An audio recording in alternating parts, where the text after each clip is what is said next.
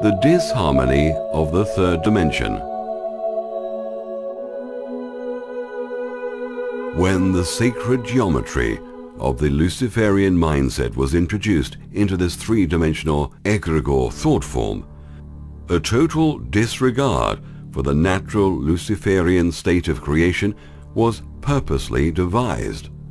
This included taking natural pi and the endless decimal number 3.141 plus endless numbers and rounded it down to a perfect pi. This included taking natural pi and the endless decimal number of 3.141 plus endless numbers and rounded it down to a perfect pi, or 3. The same with the golden ratio, or golden mean, and the natural PHI of 1.681 plus endless numbers and rounded it down to 1.6, or perfect PHI. This all coincides with the 360-degree or 360-day year of the zodiac circle, which was rounded down from a 365.25 day plus a minute or two year. This allowed for sacred geometry, mathematics, algebra, chemistry, astrology, numerology, music, and an endless vast array of seductions to be devised which would flood the world. You cannot create a solid formula, calculation, or equation unless you round the numbers down. How can you take a real pi, 3.141, with endless numbers, and multiply it by anything and come to any conclusion? You can't. You have to manipulate or force the calculation to get a result.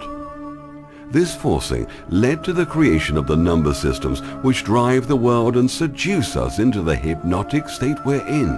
Real pi, 3.141, or natural pi, became perfect pi, 3. The golden ratio, or natural PHI, became perfect PHI, or 1.6. With this manipulation and creation of a number system, time and space appear to exist. This is the true meaning of order out of chaos. In the classical mathematics, you cannot find these things I've found in gravity, light, and all the combinations in classical physics. You have to convert everything like that into geometric and harmonic physics and harmonic mathematics. Well, I'm definitely not a genius, I'm not a brain, I'm an ordinary average New Zealander. And I think the only reason I found any of this stuff is I've been persistent and not letting anybody divert me from what I'm trying to find.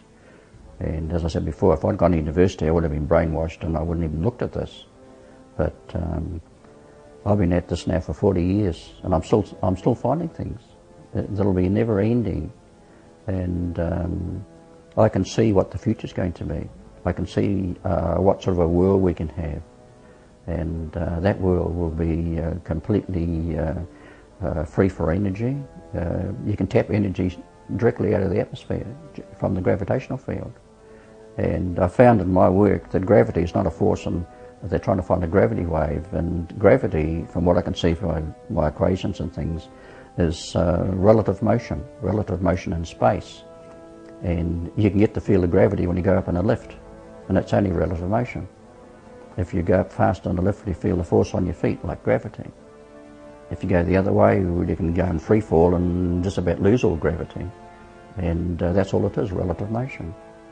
And this has led me into all other things when I'm checking things. And there was one particular harmonic I found when I changed it. When I changed the gravity values out of the textbooks, physics books, into geometric measure, I progressed until I got that value in minutes of arc per grid per square, square second, grid second, and the answer came out around about 695 was a harmonic, and I started getting noticed at that stage the 695 what it was, and it wasn't until years later I find that what I'd found in gravity and the harmonic of 695 was the reciprocal of light.